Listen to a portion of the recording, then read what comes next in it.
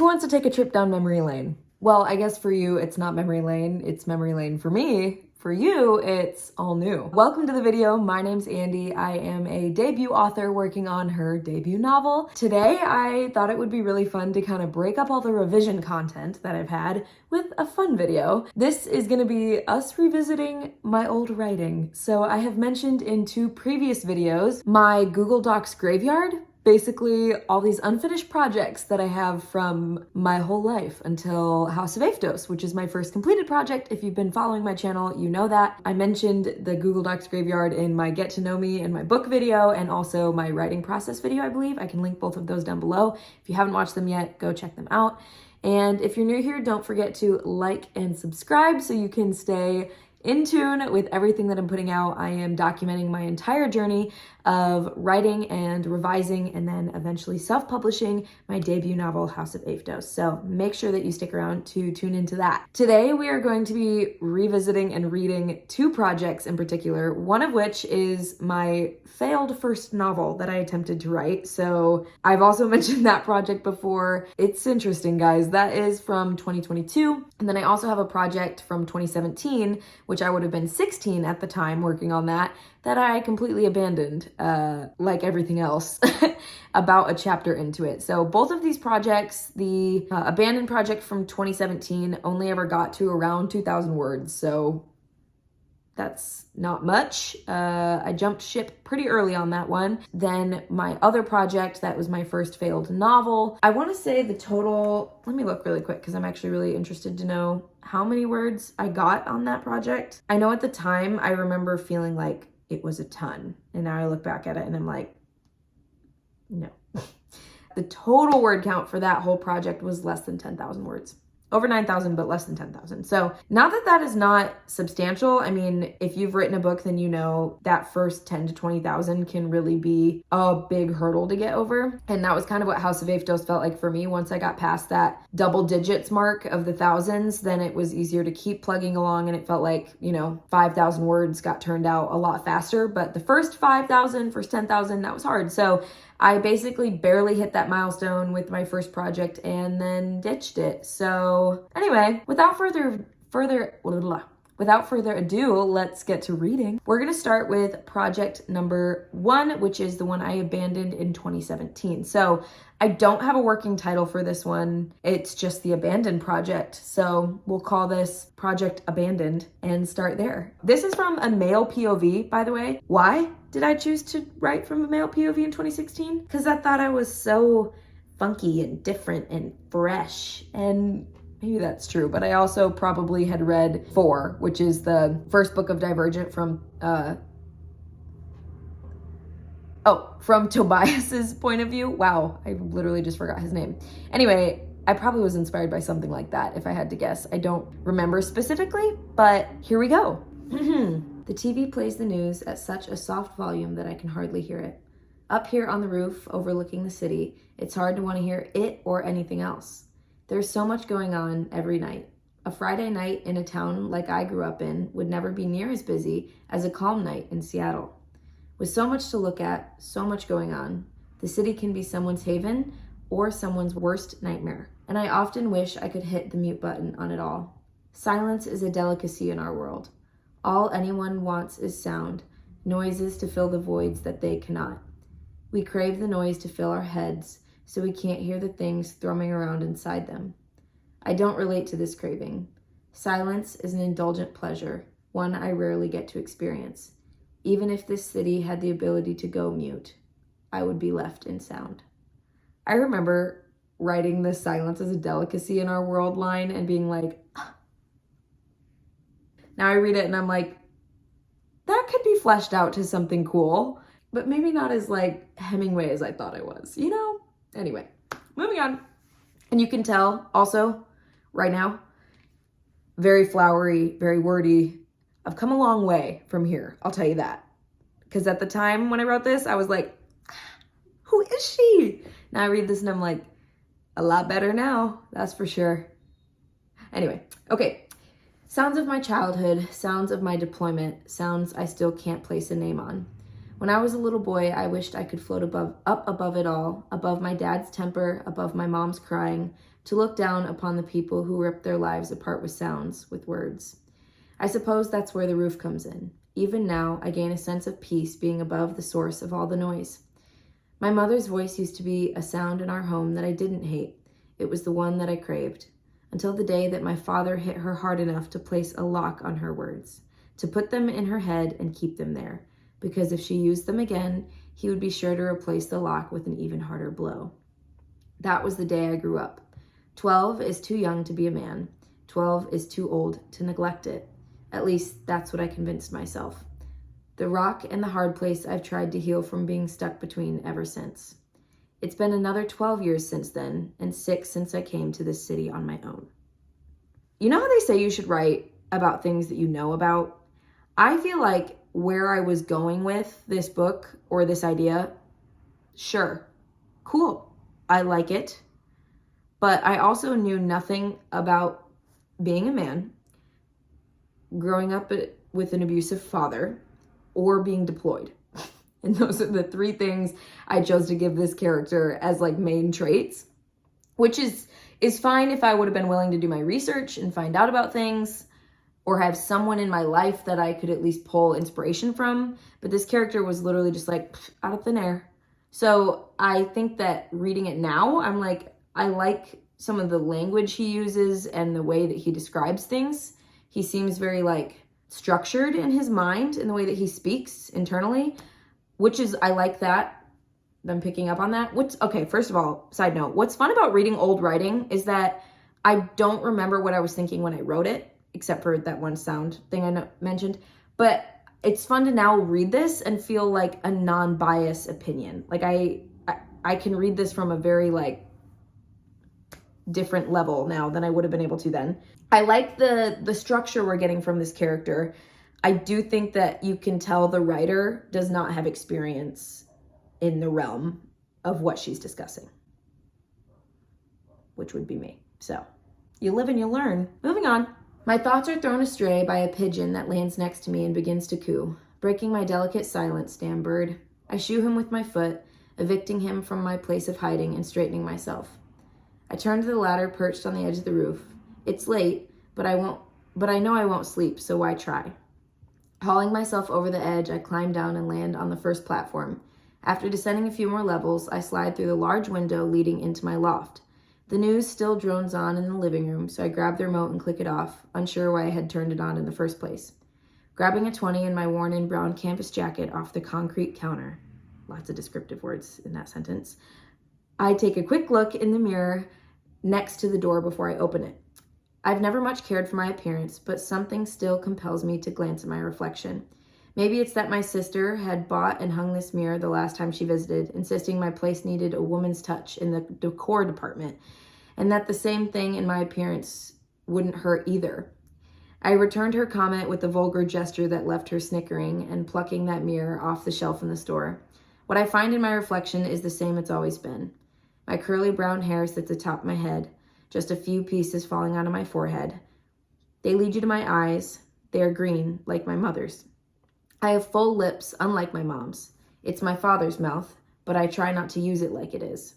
All his ever did was let words out that broke my mother, my family.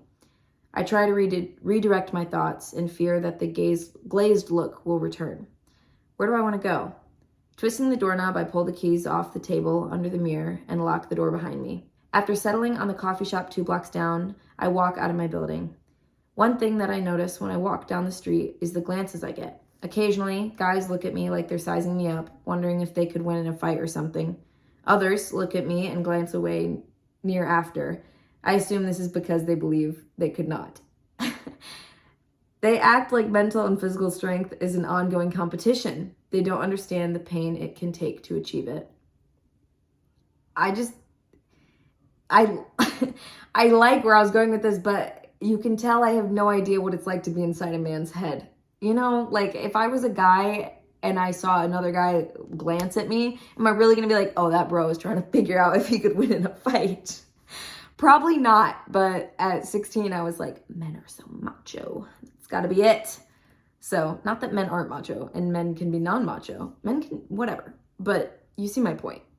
Clearly, I'm writing this from a teenage girl's perspective, not from the perspective of a 29-year-old man who's the age of this character, or 26 or something. I didn't do the math. Anyway, moving on.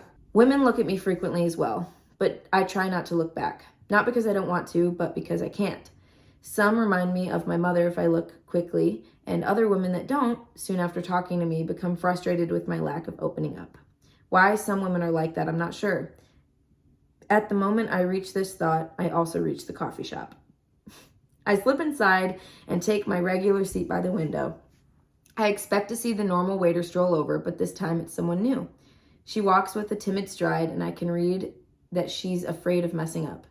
She has a frizzy mess of strawberry blonde curls pulled into a bun on her head that is nowhere near perfect. As she gets closer, I can see the dark freckles that lay across the bridge of her cheeks and slightly onto her cheeks. Bridge of her nose, I think I meant to say. Whatever. She is tan and she's tan, but she's a redhead. She was so demure, so special. Contradicting there a little bit. Maybe some redheads are tan, but I don't feel like that's typical. She is tan and has lips the color of a pencil's eraser. When her hazel eyes meet mine, a smile pulls across her face, and I can't help but notice the dimple that appears on her cheek, just below her right eye when she does. I'm not sure why, but that dimple makes me stare, and my first thought is that I would like to see it again. Okay, cute. I do like that. Hi, she says. She glares at me as though she forgets to speak for a moment longer than expected. I think I messed up that sentence when I was writing. Hello, I say, finally breaking the glorious silence. A flustered look appears on her face, and a red undertone fills her freckled cheeks. Right, what would you like, she says, rocking herself methodically onto her toes and then back on her heels. I think I'll just take a black coffee and a blueberry muffin. Please and thank you. As I speak, she scribbles down my order on her notepad. That will be right out. She smiles again before walking away, and I try to ignore it and the twist of my gut it gives me. She turns on the balls of her feet and walks away, leaving me alone in the corner of the shop.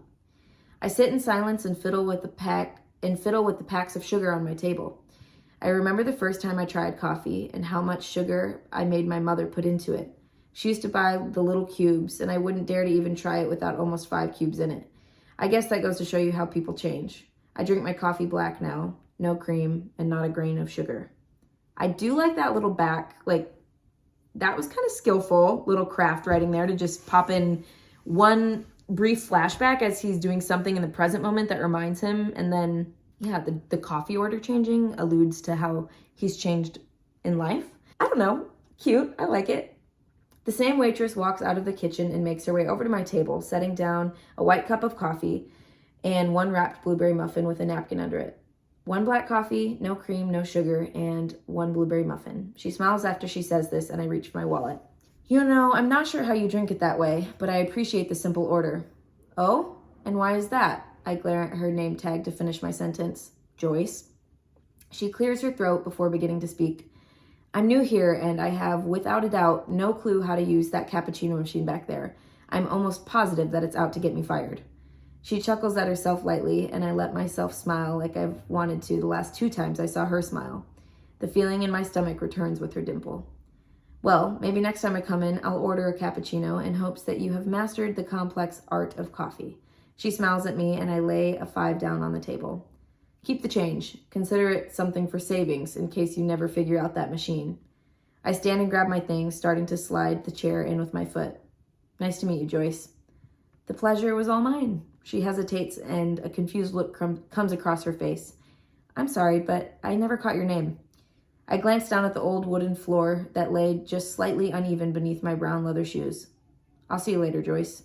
Before she can protest her unanswered question, I turn and head to the door. Something inside of me is relieved that our encounter is done with, but that part of me is much smaller than the part that is already playing it over again, and an even larger part of me hopes that my "see you soon" is a true statement.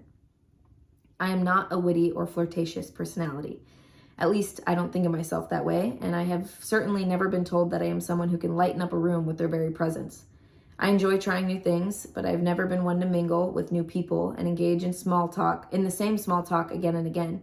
It gets old and frustrating and exhausting far too quickly to hold my interest. But these qualities do not seem to fit the girl that I just met. She was lighthearted and kind, someone who I could see enjoying adventure and a good laugh, someone who doesn't fear the unknown. I wonder what her story is and how she ended up working at the coffee shop on Fifth Ave. In the back of my mind, I tell myself that I will answer all of my questions in good time.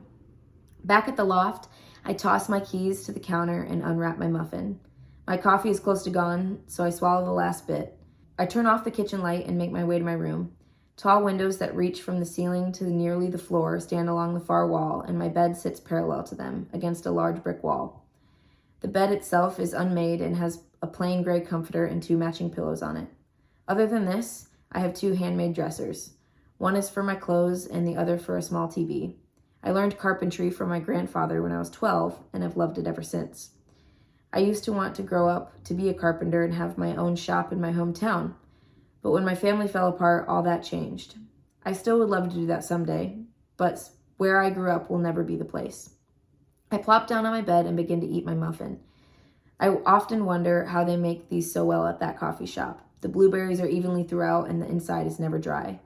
Thinking of this makes me think of Joyce and her inability to make anything more than a black coffee. I try to picture her baking these muffins and laugh to myself because from what little I know about her, I imagine she would burn them. I let myself imagine this scenario in my head until it becomes hard to keep my eyes open any longer. I hardly know this girl, but somehow I drift off to sleep with her in my head. All right, well, that's the end of Project Abandoned. Here are my notes. I like the imagery. I think the whole thing was easy to follow. I could picture it in my head while I was reading it. Again, I enjoy the structured personality of this male character. Here are my drawbacks. I think the trauma comes on a little too hard in the first intro. Like, I think the initial mentions when he's looking at his reflection or thinking about noise, those 2 things are great kind of reference points to go off.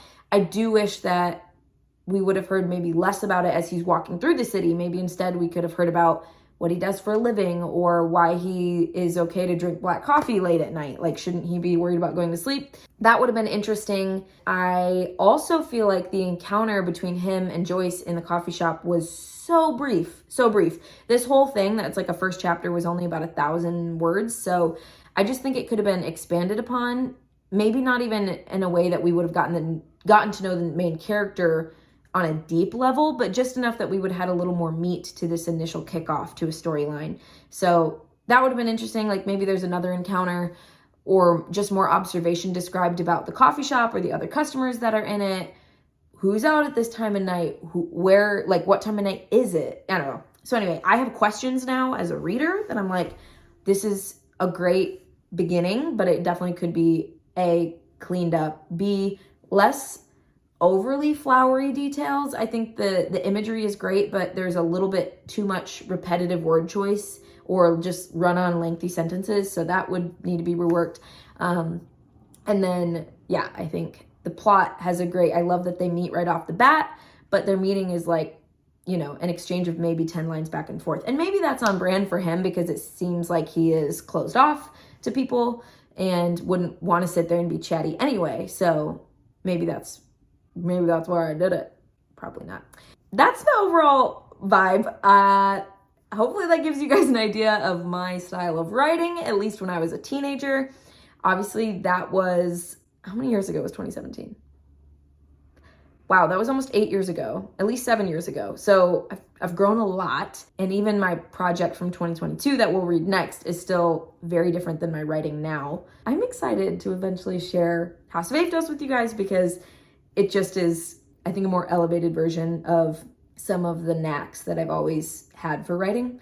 So I'm excited to kind of display that and share that and hear thoughts and all the things.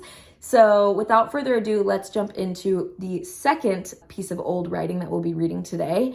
This one is Project Joy. That was my working title for the book. The book was called Joy, and the subtitle was like "And All That Followed" or something like that. But we'll just call this one Project Joy. So without further ado, let's read that. This one is from the female perspective, and she's also around my age. I think when I started writing it, I was 21 or 20. 21, and I had her at 20 or 22, somewhere in that range. So anyway, she definitely was a more relatable voice for me to write with. So I think just right off the bat, some of the relatability between the writer and the character feels a little stronger. And I was also 5 years older than I was when I wrote the Project Abandoned. So, all right, let's do it. A small twig cracks under my shoe as I steadily follow the trail before me. The last hour of walking has been fairly flat, mostly because I've been going through the valley. But now the land has begun to adopt a gradual incline I feel beneath each step. Soon my legs and lungs will begin to burn as they try to keep pace with the slope of the mountain. This thought is one that would fill some people with dread, but it makes me eager. I quicken my pace. The smell of pine wafts through the breeze and I breathe it in deeply. I remember a candle my mother had sitting on her bedside table. It smelled of pine and mahogany. It was always the same candle over the years. She would burn it until it was bare, and then within a day or so, there was always another in its place, full of the dark green wax.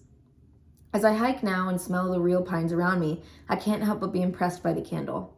While the real pines smell more heavily of dirt and life, the candle undoubtedly captured the heart of the aroma. It lingered heavily in my mother's room. Her hair and skin captured it faintly, while her clothes and bedding absorbed it down to the threads. The earthy scent gave the impression that she had just come from the outdoors. I think in her own way, it was one fraction of her identity she was able to hold on to after her body betrayed her. A connection point to the life before her, a connection point to her life before. She would retell them again and again, the stories of her before. Everything from the places she hiked to the people she met captivated my mind. From a young age, I would sit cross-legged on our worn wooden floors, listening to her paint pictures with words of the marvelous adventures of before. I would ask her, or beg more likely, to let me come, to let me be her right-hand man. But what I didn't understand at that age was that I was living in the after. My existence was the line in the sand, defining her life before My existence was the line in the sand, defining her life before from the one she chose after. She'd look at me, her daughter, her only child, and smile with every part of her face. Her lips would pull widely across her face and her dimples surfacing her cheeks, her eyes creasing at the corners to form little crescents. She'd look at me with that authentic, charming love and say that we didn't need to go anywhere for me to join her because I was her biggest adventure. Joy of my life, she would say, that is what you are. You are the wildest and most beautiful journey I have ever been on. No destination could match the untamed beauty I've found in you. At 5 years old, I found this a pretty boring answer, but as I've grown, I've realized the honesty behind her words.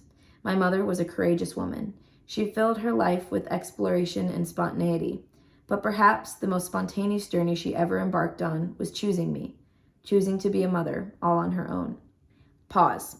I still love the imagery of this book. I still love the familial ties. This book is heavily inspired by family ties in my own family, but I am often inspired by the relationships that families experience. The brokenness and the healing and the joy and the love that encompasses all of that.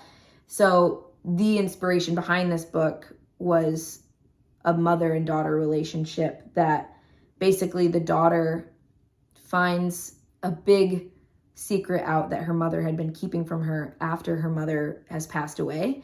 And she had a wonderful relationship with her mom. So then she's wrestling with these questions and anger that she feels with, or she's wrestling with grief while she's also wrestling with anger and questions that remain unanswered that she can't communicate with her mom about because she's in the grave. And it's like, how do you find peace and forgiveness for someone who you love that you can't be angry at in person and you can't argue with about it and have a fight to then reconcile? It's just not there. So that was the inspiration behind this book, if that gives you a point of context. So far, my edits are a few actual just like sentence structure things, but also, again, I feel like maybe the emotional weight, the character is brand new. The audience isn't quite attached yet to her as a person or her emotions yet. So I think I lay it on a little thick with the emotions because as a reader, I'm like pushing you into empathy first thing.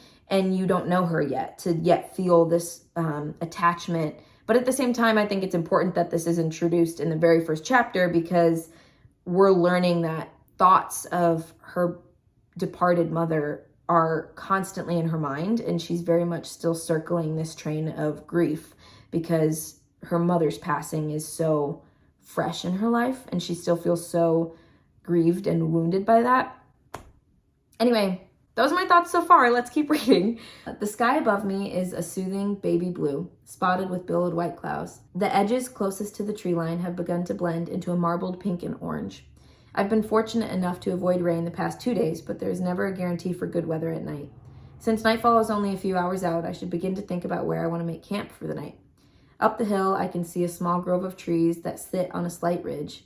It can't be more than a quarter mile from where I am, and so I decide that will be my stopping point for the night. I continue my ascent at a slow but steady pace, concentrating on the ridge. There isn't much of a marked path this far up the mountain, so I do my best to navigate the brush. Small scrapes have accumulated on my arms and legs throughout my hike, and in some areas I've had to layer a long sleeve or pants to protect my delicate skin. It's grown far more frail as my treatment has gone on. Not only that, but I am several shades paler than I used to be because of all the time in the treatment center. I used to have a sun-kissed glow, with blonde strung throughout my hair and freckles spanning across my nose. I enjoyed long days outside in the sun and going on runs or surfing. When I first received my diagnosis, I ignorantly believed that it would all go away in a matter of time. Even after watching my mother's illness develop right before my eyes, I somehow saw myself exempt. But as I began to feel the weight and damage of treatment, I knew a trip like this one would have to come sooner rather than later, before all my strength was gone. A year ago, my labs came back with clean marks and a clean bill of health. Not all of my strength had returned, but there was no better way to regain it than to finally take this trip that I spent so many months in the treatment center planning. Wow. Some of my sentence structures are literally hard to read out loud, so that's a critique, but let me reread that sentence.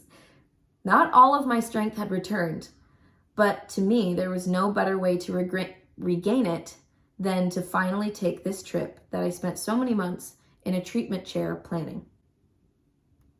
The IVs flooded my body with drugs to kill the cancer, while books about Alaska and my mother's old journals from traveling flooded my mind with an itch to retrace her steps. The sky has begun to light up with a unique blend of colors. Pink, purple, orange, and yellow somehow melt together seamlessly, though apart from one another, they are all so distinct. I stand for a moment, captivated by the beauty before me. I continue walking until I reach my decided stopping point and begin to unpack my bag of all the necessary things to set up camp. The process of setting up my tent, sleeping bag, small pot, and stand to cook over the fire only takes about 30 minutes. By the time I'm sitting before my tent, heating a bit of broth I have left in my pack, the sun is tucked below the ridge for the night. It has left behind streaks of color that bleed a brilliance only known to be painted by God's brush, or that's how my mom would have described it anyway. The last bit of light shines onto my destination before fading away completely. Mount Sistina stands as a focal point in the sky, and as I sip my broth, I watch it slip into the dark sky descending. Again, imagery, love, fun, also repetitive word choice. I think I said sky 300,000 times. So anyway, this is almost done, but that was kind of the initial chapter 1 that I had written for that book. I'm reading this to you guys as though chapter 1, I combined chapter 1 and 2 just to make it one thing. So here we go. My dream pulls me to places my waking mind rarely lets me wander. To my mother. She sits in her cedar rocking chair with her head slightly turned so she can see out the window beside her. Her toes, which barely reach the floor, push the rocking chair in a continuous motion. Back and forth, back and forth, back and forth. A pale lavender cloth encloses her bare head and drapes down her shoulder. Her skin is slightly sagged from age and a bit pale from illness, yet still soft to the touch. Despite her lack of time in the sun, freckles still dot the bridge of her nose and trail slightly onto her cheeks. She is beautiful. Though she is at peace, I feel unsettled. There is something about this scenario that looms over me. It feels heavy. I glare at her, waiting for her to turn and say something or to come and lift the weight from me. She continues to watch the scenes outside the window. I know this weight I feel is the one she had to carry as well. I know I couldn't help her lift it, For 3 years, she carried it on her own, brave and beautiful and unwavering in her strength. But in the last year of her illness, it became too much for her. I couldn't help her lift it, and it crushed her. And now it is my turn to carry the weight. Mom, I say finally, how did you do this? How did you rise each day and face this? She keeps her eyes fixed on the window and responds, my Joy, there is no simple trick to facing these things. No one right answer or how to. Believe me, I looked for one. There are days that are much harder than others. Days where the will to give up is overwhelmingly stronger than the will to keep going. It's a hard, heavy, and painful burden to carry. But somehow, she paused, it's freeing. Freeing? I scoffed the word out like a bad taste in my mouth. I feel I am more of a prisoner now than ever in my life. I feel trapped inside this body, trapped beneath this weight, and no one is here to help me carry it. I choke back tears that burn hot behind my eyes. No one. She lifts her eyes from the window and places them on me. She searches my face, most likely looking for the strength she so easily expressed that I am so evidently lacking. She draws her mouth into a tight line. Things become clearer, don't you think? We have been given the gift of seeing the world in the simplest way possible. We can see past formalities and obligations. Only the most essential parts of life come to the front of our minds. I was not alone, my love, and neither are you. Though I cannot be there to help you carry this weight in the way you were there to help me, I am here. I love you just the same now as I did then. If there is one thing I know to be true in this life, it is that we are never alone. We keep going, keep our chins up, because we keep our strength in something far greater than ourselves. She's talking about God. I know she is. But after she passed, I realized the ways in which my faith has just been an imitation of hers all my life. And now that she's gone, I am not sure what to mirror anymore. I've prayed, even gone to church, but the roadblock I can't seem to overcome is the understanding of why God hasn't come around to take this burden. Despite her persistent faith, he certainly didn't lift it from my mother in time. She must know my thoughts. Mothers always do. She lifts herself from the chair, surprisingly easy for how frail she appears, and crosses the room to me. Placing my face in her hands, she gently wipes a tear away with her thumb. You will see in time, my love, just as I did. You will find the strength you need to rise and keep going. I love you so dearly. Ending the conversation at that, she turns and walks towards the door across the room. I call to her, repeatedly begging for her to come back, but she continues to walk as though she cannot hear me at all, and eventually disappears behind the door. I am left alone in my dream, just as I have been in life. I awake in a sweat encased in the green fabric of my sleeping bag. There is a soft glow beginning to illuminate the orange walls of my tent. I push myself to the zippered opening and take in my surroundings. Morning light